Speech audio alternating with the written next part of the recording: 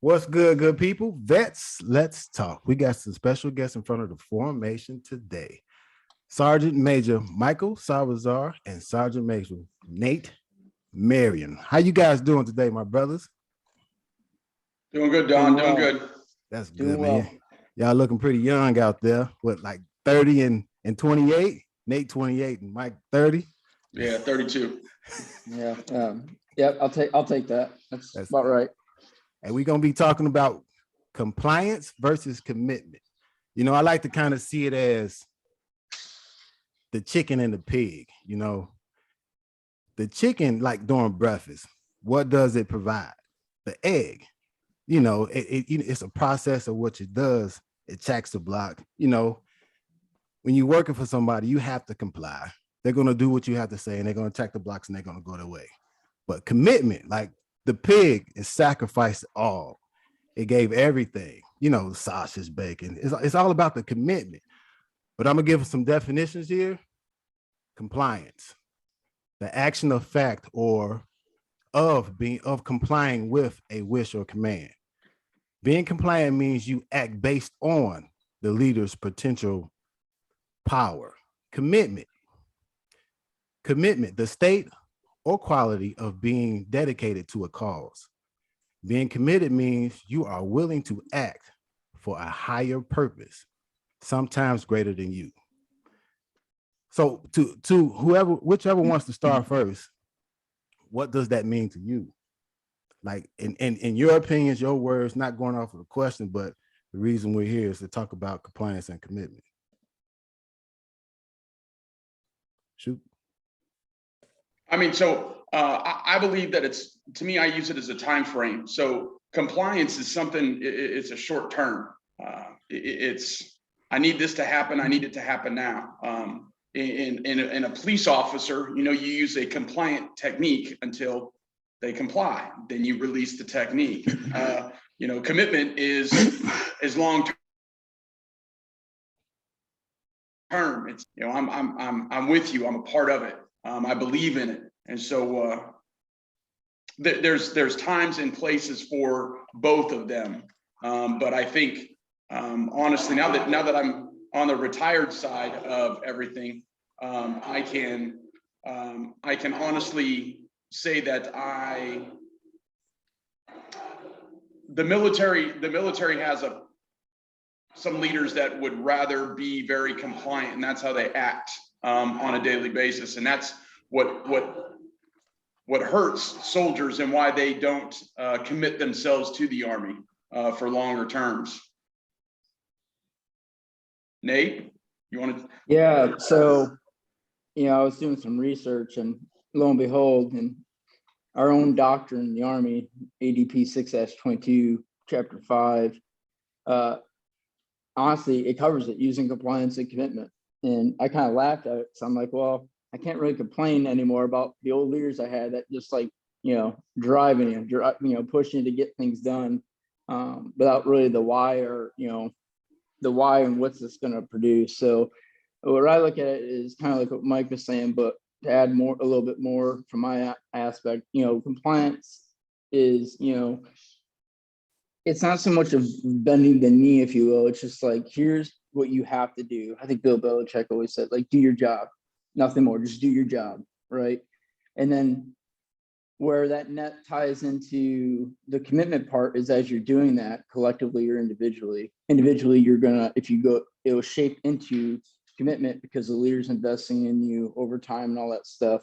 And, you know, that's where your 10% come out of, right? You know, they're achieving all this because they become committed, because you're invested in them, because you set the standards, because you set the baseline.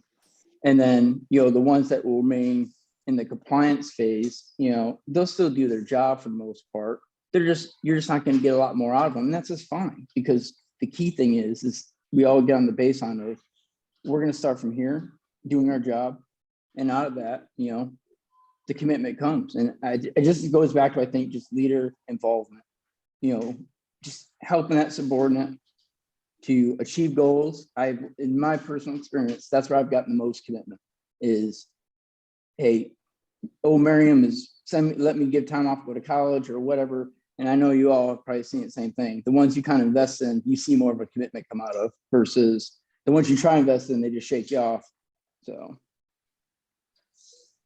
would that be like more of an individual that's the ones that you invested in, and that type of leadership is what, inspirational? Would you see it as that? Because like, go ahead. yeah, I guess like I don't know if I'm a big fan of Hal Moore, General Hal Moore, who hopefully his name will don the arches of a Camp Postal Station here in the future. But he put that he in his book on leadership. He mentions inspiring people to work hard, to execute tasks willingly. To meet that challenge, a leader must be confident, exercise good judgment, and have in the baseline of all of it was character. You can't have the first two without the third. The first two got the third. But I just think at the end of the day, it's just to get to I think Mike said it, like you just don't get commitment from anybody. You just, it's that I deeply believe in it's being a sergeant I showed him or a sergeant I told him. Sergeant I told him is more of the compliance. Sergeant I showed him is more of the commitment. Right. Being like that frontline leader. Okay. So I want to add on this so much because I'm so passionate about this is, when you have that compliant leader, you're not asking, we're not asking for the why. We're not going to explain the why. It is very time sensitive. It's going to be short lived. But the commitment, I think every organization, whether it be military or even civilian, we strive for somebody that wants to come to work every single day. And how do we do that? Nate explains it well. We provide, solid leadership, a foundation where a leader is going to want to sit down with the soldiers or the people that they work with and be in the trenches. You establish trust, you build the team, you empower, you trust the people that you work with, you embellish, you give them this amazing reputation for them to live up to. So you build them up, you always give praise and take blame. These little tiny things will assist in establishing a committed organization, in which case, I always say that you develop your culture and then you double down on it immediately. Double down on that culture and it's going to pay it forward tenfold. I promise you that. So which one would you say leads from the front and which one leads from the back? Because like to me, a compliant person will lead from the front with the micromanaging, and you have to get this done in a timely manner, which is a lot of time is an individual that you really don't want to work for. Like as far as like the committed individual, they are allowing the mistakes. Like Nate said back and Sherry, you put more into an individual once you allow a person to make those mistakes and you correct it as such, not coming down with with the hand on them, but explaining things as it should be done. I think a person would be more motivated and more willing to work for an individual if it was pretty much led from the back and sometimes even from the middle, because some people just don't want to get right on a lot of things that's taking place. Yeah, Mike and I'll save, keep names and stuff out, but Mike and I were in an organization at one point, and I think Mike would agree, we're in a very compliant organization where it was like driven, you're going to do this, and a lot of it was there was no why, like, well, why are we doing this? And if you ask why, well, because I told you to. Well, and during that time, I saw for the first time, I think, really, because I'm a little bit older, more observant versus my younger days, where I was just focused on, me, because that's what we do. We go from me to I to we, as we keep climbing up the military ladder. But, that leader and their leadership style completely destroyed trust in an organization. And you can't build trust, or you can't preserve commitment without trust. I firmly believe that. And, it was very much like, to give it like a great perspective for the listeners, that, Band of Brothers, you read the book of Band of Brothers, or the books from Dick Winters when he talks about his experience. On the flip side, and kind of similar situation, Captain Sobo was a very UWE compliant. Like he drilled those guys, and killed, crushed them, and just his leadership style, though, if you think, drove that team to be committed, because they did not want to serve an alien organization. They suffered together, and right there, and I share this with my soldiers all the time, my first sergeants, when we talk, because we did PT recently, we did Murph, and it was painful. And I told the team, like, if we suffer together, we build trust in each other, that we're there for each other. Whereas the organization Mike and I were in, that leader, not by intention, but their style of leadership made us closer. Like, right. we all forged together to like support each other, but I think it really preserved somewhat of a good organization, though not through direct leadership, or through direct leadership, I guess. Yeah, absolutely. So there was that common ground that everybody kind of just, when you embrace the suck, everybody talks about that. The common ground was that just everybody hated that leader. He was, now granted, I had a leader just like that. I had a company commander he was just that, he was that captain. And I ran into him later on down the road, and I said, you were either the smartest man because we all absolutely hated you and we were a better organization for it, or you were the dumbest leader I've ever met on the face of the planet because you didn't know what you were doing. And we couldn't answer me. I gave him the latter, I gave him the benefit of the doubt, but yeah, I mean, so, like for instance, in a training environment, you have to be a compliant leader during the first phases of initial entry training. You have to be that compliant individual because you're seeking one goal, one response, execute and respond. But as training evolves, you can start building the team. And so I think, between Nate and I, we definitely believe that that drill sergeant during AIT should take their hat off and really start being that mentor in developing those soldiers to be to trust the non-commissioned officer. And then they start understanding what a committed organization will look like. Because at the end of the day, you hate your drill sergeant, but you also love your drill sergeant, and you will never forget your drill sergeant. But you really firmly believe that you would do anything for that organization by the time that you leave. Whether it's, false motivation or not, you still have that belief, and you can do anything, towards the end of AIT. So I think, I think that the initial entry training and AIT are just a prime example of what a compliant leader looks like, and then can develop into a committed leader towards the end of that, by gold phase should be that. Would you agree, Nate? Yeah, I think I think that's the best analogy I could use, because I remember my drill sergeant. I don't remember half the first sergeant or sergeant major I had in my career. And I tell this all the time, like, I remember when Mike and I were at Fort Leonard Wood, and I was like, these kids won't remember me. I'm not that important. I go around, talk, hand up coins, see soldiers. I was like, even the drill sergeant, and I remember it was very humbling, just show the commitment part. I remember being in a room, and with a bunch of trainees, and the drill sergeant walked in, they call it ease. And I was like, man, that's commitment. I mean, just that aspect where it's kind of where the seeds kind of planted for us as soldiers, or whether you're military or not, that bond you build in that environment. I've never seen it since. Like, you've seen units that are tough, but are committed, but the training aspect at TRADOC level is just unreal. Like, the level. Like, I've had a first sergeant in AIT, what Michael was talking about, to sit down. He did it once a week.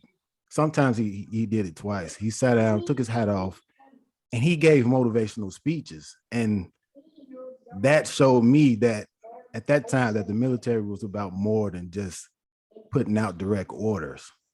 It was about building a certain type of character, which in the individuals up under you to better get them to understand this is like your life.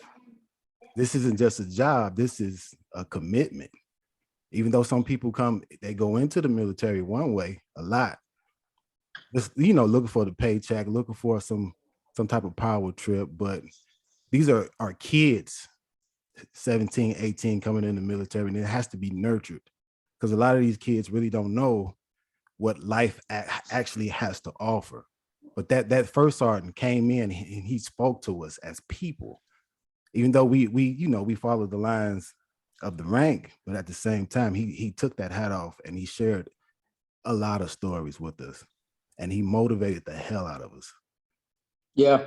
The it's kind of funny. It wasn't intentional, but I remember when I was a platoon sergeant at Fort Lewis, and we had this huge tree out back of the battalion. And because then we used to do end of day formations. I know nobody does that anymore for some reason. I know General Beagle's trying to bring it back from if you saw the memo he put out from 10th Mountain Division, kind of limiting cell phones and stuff. But there's this big tree out back, the 508th MP battalion at Fort Lewis. And I just remember one day looking at that tree, and I remember always talking, oak tree counselings, which I grew up. I got a lot of those coming up because I was very compliant growing up in the Army, probably initially.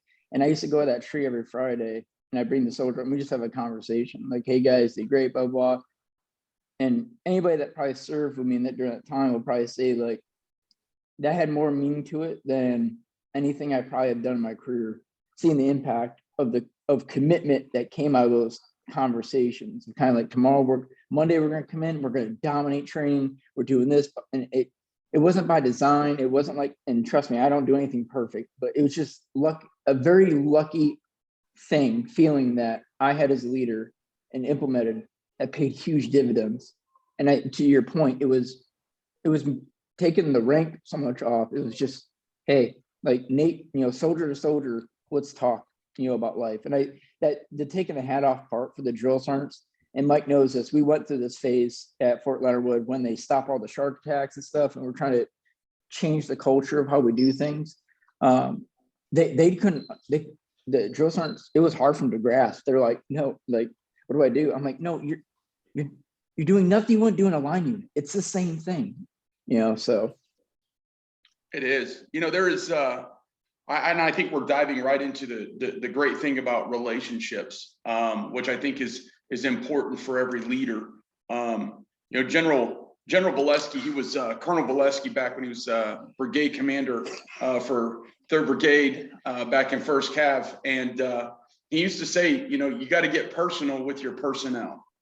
Back when Nate and I first joined the Army, we used to have these leaders books that were, thick, and you had to know every single thing about your soldier, right? And so, and I think at a portion of it was very valid, because, you got to know each other, and you couldn't help but get to know each other on a personal level, even though, the Army was like, fraternization, you can't drink with your soldiers, and I firmly believe that you shouldn't, but to get personal with your personnel, in order for you to build trust, you have to know each other, in order to establish that relationship. And the problem with some of the leaders that I see today, and I'm just for shits and grins, do you guys know what the most popular word in the English language is? Or the most widely used word in the English language? It's I. Oh. And so the problem with this is that, some leaders focus so much on the I and the me and the my, and not the us and the we and, and our. And so, if we can, if we can do that and just fix our pronouns a little bit and start, becoming a team. And then the second portion is Ronald Reagan, I believe, said it at some point in time. And he said, like, if you didn't care who got the credit, imagine the strides that we would make. He said something to that, I'm paraphrasing, but everybody's worried about the I and the accolades for me and what's in it for me. versus if you just set your pride aside or your feelings aside, you just took care of everybody else, you know, things would go so much better and you would get so much more out of it. Right. Simon Sinek says, you know, being a leader is not about being in charge. It's about taking care of those in your charge, you know, and so it all leads into that relationships and trust. And it's just, you know, amazing things can happen when you do that and you forget about the I. Yeah. I think that's a real true factor, because I've kind of got chewed out a couple of times for helping my soldiers do details when, hey, you're just supposed to sit back and manage. And I told the E7, like, basically my NCO didn't teach me to sit back and just watch, because he got his hands dirty along with us. So there was us and everything that we had to do. Hey, we get in here, we have this detail, get this detail done collectively, and we can go home early. Sure. As opposed to you had an individual just sit back, lollygag, and just throw pennies at the Connex or whatever they want to do. Nate and I would be out mowing lawns. We do it all the time. You think we're lying? We used to argue over that, remember? Yeah. Wow. We'd be out there mowing lawns at Sergeant Majors. Like, so who cares? Like, am I, as your rank, are you above doing some details? Like, what, you know, you're not. Well, it's funny. We in our organization here in Hawaii, you know, I'm lucky I get to be the brigade sergeant major, which I've learned is really not that important. I mean, it's more of I'm like the strong, you know, the hitman for the mafia, like, you know, the colonel being the Don. He sends me out just to, you know, tactical hatchet everybody. But it's funny. So I get here, you know, I take over. I literally leave Fort Leonard Wood. I pass the colors. I fly to Hawaii. In 72 hours, I take the colors for the brigade. It was like, and, you know, you're trying to figure out your life and all that. And I just had this leader once always tell me, you know, presence, just be present. You'd be surprised. So I noticed I go to Moorpool, I went maybe once down on Moorpool Mondays. You know, that's where everybody should be. And not a lot of people were there. So I talked to the first sergeant, I'm like, hey, what's the deal? And he's like, Sergeant Major, you know, people just don't come up. So I started showing up and I didn't say nothing. About 2 weeks later, I was telling my wife about this. All of a sudden, everybody's at the motor pool. And why are they at the motor pool? Because that's where I'm at. And they're like, hey, CSM. And I'm under the truck with my driver and the colonel's driver doing maintenance and stuff. And I kind of laughed and I told the first time, I'm like, well, I guess I'll be here every Monday because it's helping you out, you know. And he's like, Sergeant Major, it really does. And you didn't have to say nothing. Like, you didn't have to yell at anybody or say, they're just like, oh crap. And same with PT or anywhere else. Where my 2 feet are, and I stole this from somewhere, but you know, where my 2 feet are is the priority of the brigade commander, every soldier, that's where where I'm supposed to be at, right? But it's funny, just by going back to sergeant, I showed him versus sergeant, I told him, just being there, you're doing it, you don't have to really say anything. They'll catch on. Cutting grass, not so much. I've never seen that. Sergeant Major cutting grass. I do it all the time. Yeah, I tried to. Yep. It's so relaxing. You just put your put your ear pro on and just go, and people just stare at you like you're crazy. Yeah. I got told so many times to get off the lawnmower. Like, Sergeant Major, you're not supposed to be doing that. Why? Yeah. Why am I not supposed to be doing it? Well, because you got soldiers to do that. Am I not a soldier? You know? The name on the left is so much more important than the name on the right. Last time I checked, right? Wow. You know? Yeah. So I don't know. Just my thoughts. That's real big. Hey, thank you guys for your leadership. Thank you guys. Like, really, that you guys saying that y'all as sergeant majors cutting grass, I'm like, wow. Usually they telling people to get out the lawnmower and cut the grass or digging in some NCO's tail, but you guys were actually cutting grass. So, like, what do you think that a leader, you know, being military or civilian, because the ultimate goal is to foster a committed type person. What do you think a person can do to foster commitment in an individual? Compliance will always be there. It has to be there, because if it's not, you know, you get what they call a boot. But what are some things that you think you can do to foster that commitment in a person? So you know, I think. Go ahead, Mike. Yeah, so I mean, we've been kind of hinting around the subject the whole the whole time Nate talks about being present, and I fully believe in that. I think there's so many different things that you can do in order to create that committed organization. The Army talks about powers, and they talk about like positional power and personal power. Positional power is that compliant. It's do as I say because of the position that I'm in, the rank that I hold, but then the personal power. And so if it starts with the individual, the leader, and also the soldier. That's the other portion. We haven't even gotten into that, but the leader has to accept the fact that he or she is not the most important person in the organization. There is no more important person than the other, and so understanding that your role as a leader is, you might be the one that is giving the orders, but you are the one that's facilitating the culture. You're the one that's providing the platform for the organization. And if you're creating a platform, or you're trying to create a foundation based off of compliance, then you're never going to get committed. It's just not going to happen.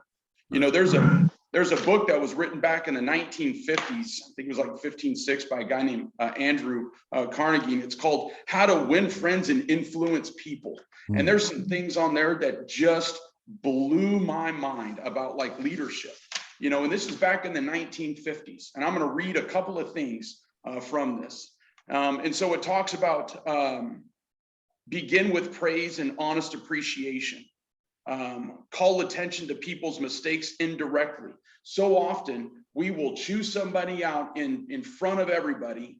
What is that going to do to the organization? Nobody's going to want to perform because they're going to be in fear that they're going to be embarrassed in front of everybody. Yeah. Talk about so as a leader, do you talk about your own mistakes before you call somebody else out? How often, how many times that, as a leader, I haven't made a mistake since 1983, that leaders are perfect. The minute that you pin on those stripes, it's all of a sudden you can never make a mistake again.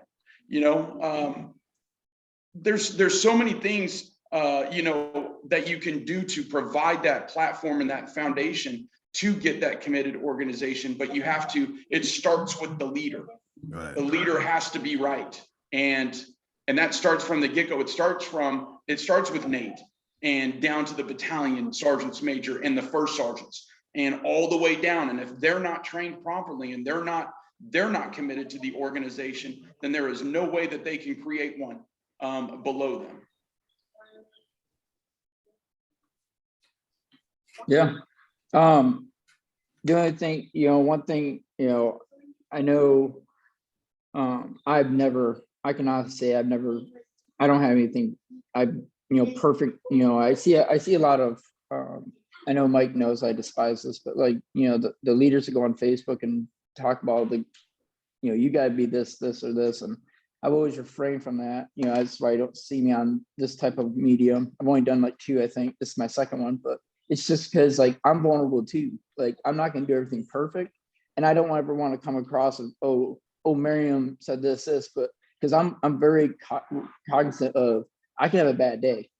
And if I walk around, like, look at me, I do everything, that one bad day, I'm going to erode so much trust or, commitment from my team. So I'm vulnerable, I make myself vulnerable. I go out there, going back to doing PT with the soldiers. I'm lucky we have great leaders at our formation where I don't have to, get down the weeds with them. But the one thing that I'll share, and it's kind of guided me probably since I was a master sergeant, I had a mentor give me this book called The Way of the Shepherd. And Mike probably knows this. I always talk about this at the NCO guide. It's only 2 books I go off of. But The Way of the Shepherd, it talks about how the shepherd gains the trust of the flock. And it's really a couple of things. One, he ensures they graze in safe pastures, right? He ensures that their health, welfare, make sure they're healthy.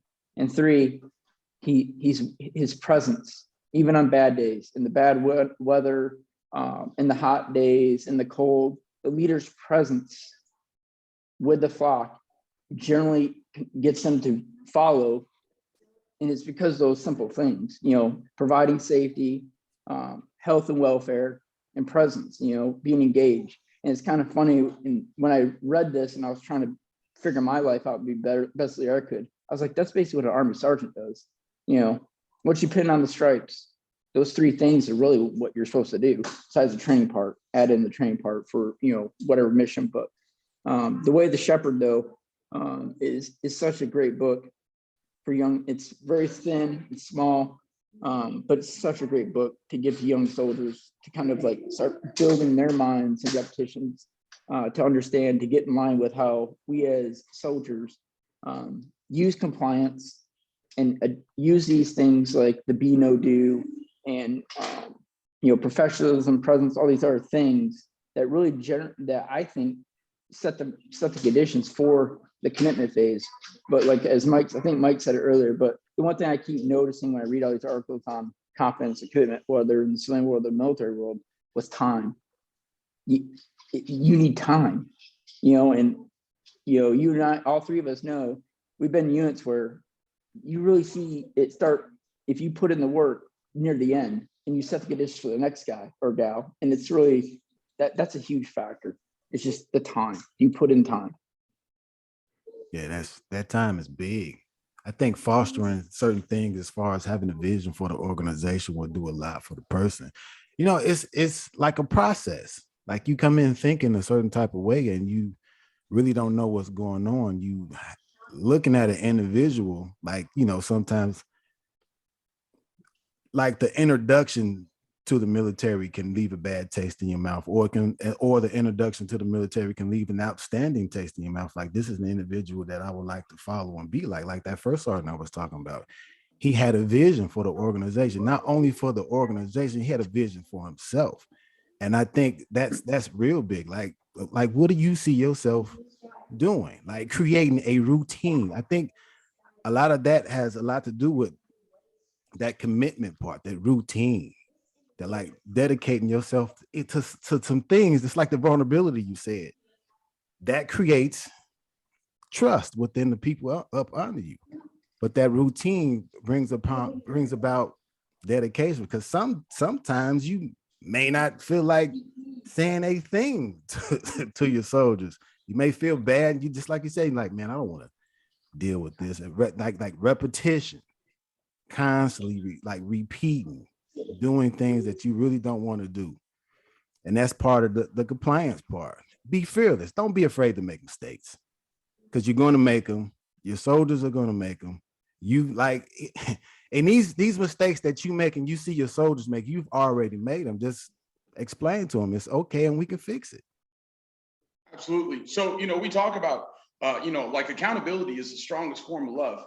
And so if you can't be honest and open with your organization, you have to be able to say, hey, look, you know, I'm going to be held accountable for my actions, and I'm going to hold you accountable for yours. As long as we can understand each other and come to that common understanding, it's, you know, it's okay. But, you know, too often, you know, and I feel bad for leaders, some leaders in the in the Army, because to be honest, it's a no-fail organization. You know, if you mess up as a senior leader, you know, that's, thank you for your career. Here's, you know, thank you for your service.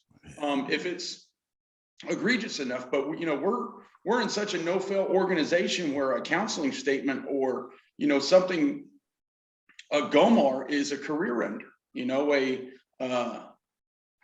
an accusation is a career ender. And so, you know, too often, and I've talked to plenty of leaders that, you know, they have the strongest of intentions to go out and do good for the organization. But, you know, we have soldiers that are just out to destroy a leader, and we have leaders that are out to destroy soldiers. And, you know, that toxic environment, there's no place for it. And so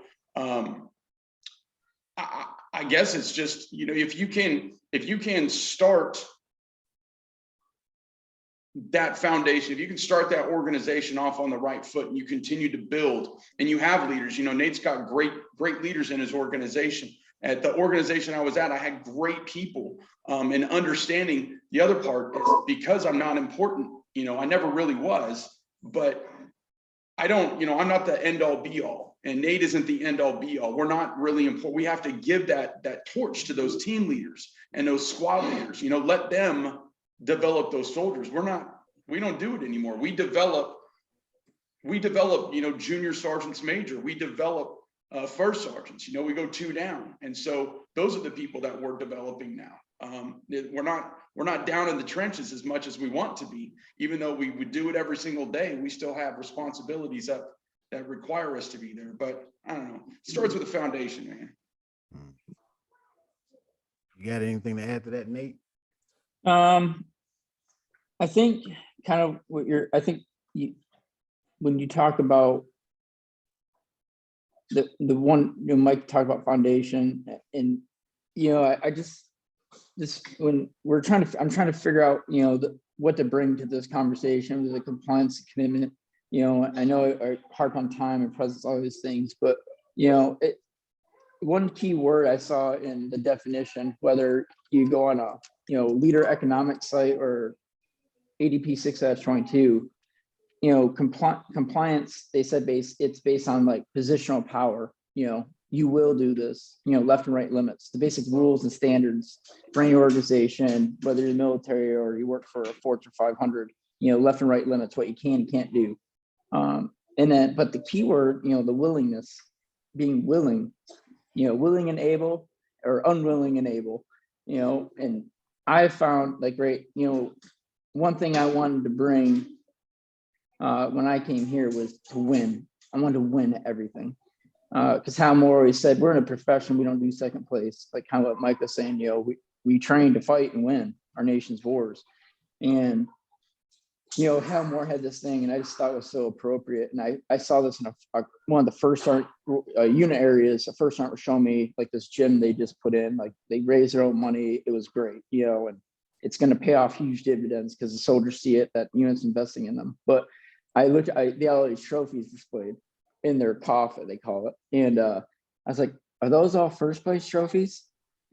And the first sergeant was like, no, CSM, they're just trophies. I was like, and I told him a story of Hal Moore. Hal Moore always loved taking over bad units. Like, give me the worst unit, because we can only go up. And he said, you can only make it better. You can't get much worse. And the first thing he would always do in every unit, he would get rid of all second place trophies. He's like, we only get first. If we don't get first, I don't want to see the damn thing. And I always remember that. And, everywhere I've been, I started, as a battalion CSM, we're going to win, and here when we got here, my brigade commander was like, CSM, I want to win. And it's funny because, to give an example, winning, we have the best soldier and best NCO soldier of the year for the 8th Theater Statement Command. We had 16 out of 1 battalion earn their ESV, which is the largest, I think, of any NP battalion in the Army. I know 795 is trying to take some credit, but I know Mike Moore's put 11. We got 16. Sergeant Rutherford and his team got 16. But the whole point of all this is, again, that winning culture and why we win or why we achieve anything goes back to the commitment part. And I think the most important thing with that is just, do you set the conditions?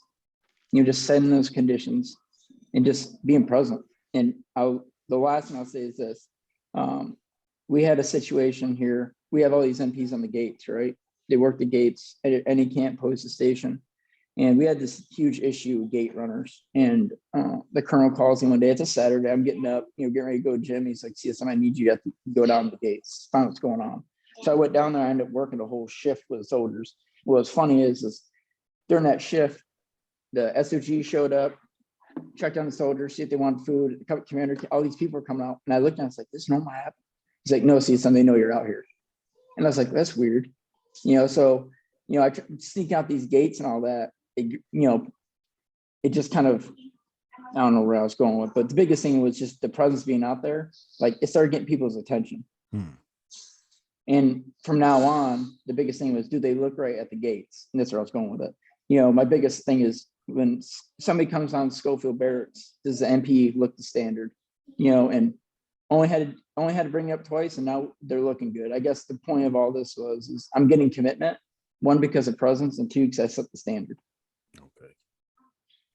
That's big. Well, is there anything else like motivational? It doesn't have to be on the leadership portion that you'd like to share with the people before I close it out. Mike or Nate? Go ahead, Nate. I would just say, I know this is kind of like the compliance, it's like it could go any way, just depending on the individual, but I just like to say, the one thing I've learned over the years is just to be humble and thankful. We're so blessed to be where we're at, and also the humble part comes in is, I just remind myself every day, I had a conversation with a leader once, and they were kind of pushing back on some stuff, and kind of making decisions that I'm supposed to be making. I opened up my window and I looked out. I said, "Hey, come here, look at that."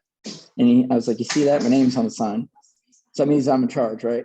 And I said, "But just remember, tomorrow I could have a bad day or keel over at PT, and they will replace the name on the sign. That's how important I'm not." So at the end of the day, if I could share anything with people, it's just be thankful for what we're doing, where you're at, whether you're in the civilian world or the military. Be thankful that we're a part of this profession, that we're in this, we get to live in the United States of America. And, we get to have the ability to serve and, do stuff like this, because anywhere else, you may not be able to do this. And I appreciate your time. And at the end of the day, read, if you're looking for some leadership advice, read the Way of the Shepherd. Good reference. Way of the Shepherd. So I would, one, Nate and I are really good friends, and I love the guy to death. And he and I have great conversations. Back at Fort Leonard Wood, I would just come down and go to his office, and we would just sit back, close the door, and just have great conversations for like, an hour or so. A couple of times, but it's all right. I miss those days, but I will say this, we have the greatest job in the world was one, obviously protecting our nation, but two is raising America's sons and daughters, and having the opportunity to lead is the greatest, and the greatest institution that this world has ever seen is the United States Army, hands down. I don't care what service we're talking about. United States Army non-commissioned officer is the best thing this world has ever seen. And so like Nate said, is to be humble that we have the opportunity to do that. The second thing is as the higher that you get, is understanding that the team that you have built, the things that they will do for you each and every day is nothing short of amazing. And to sit back and watch that happen without interjecting, without saying, I want you to do it this way. Just let them, empower them to just be great and enjoy the show, because they have learned from you. They are teaching others, and too often we're so worried about leaving a legacy. I don't care about a legacy. What you need to do is just, the Army is the legacy. The Army will always be the legacy. And so trust, empower, and enjoy the show, and it will pay you back in tenfold. And the last thing that I will say is, as a human, just as a human, every single day you should go out and do something good that you normally wouldn't do.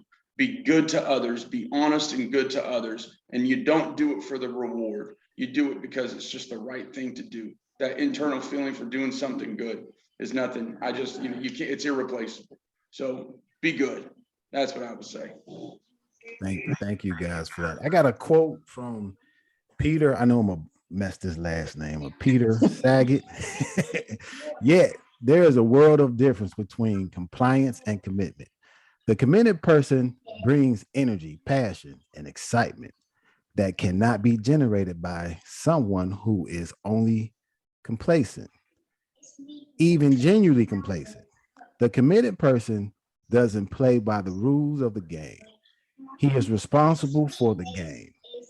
If the rules of the game stand in the way of achieving the vision, he will find ways to change the rules.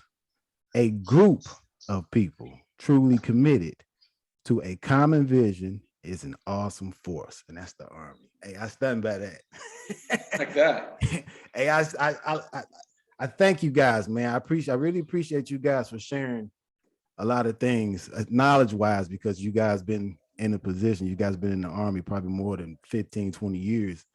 You know, I know Double M just retired. That's what I call him, motivational Michael. And we got inspirational Nate on here. So we gonna just run with that. So I thank you guys for jumping on here and sharing things. You know, the ultimate goal as far as like retiring or just ETS, and you know, military personnel, any type of military personnel going into a force has got to be, to me, the best leadership that you can come across. I can't say all now. Now I can't say all, but these guys can give a lot of input and training as opposed to how things should be ran, because they look at in different areas as far as logistics, because it's not just one position they look at. So I like you companies out there, just pay attention. We got these leaders out here. Hey, Vest, let's talk. Who's up next for formation? I'm looking to talk to some people. Hey, talk to you guys later.